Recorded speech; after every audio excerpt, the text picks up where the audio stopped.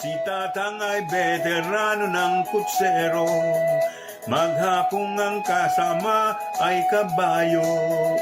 Pag-uwi niya sa hapon gagapas ng lumo para makain ng kanyang kabayo.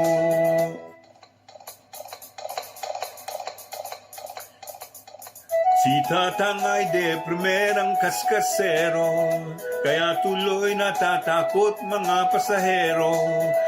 Gusto'y laging matulin, hawak ang latigo at kaliwat kanan ng palo sa kabayo.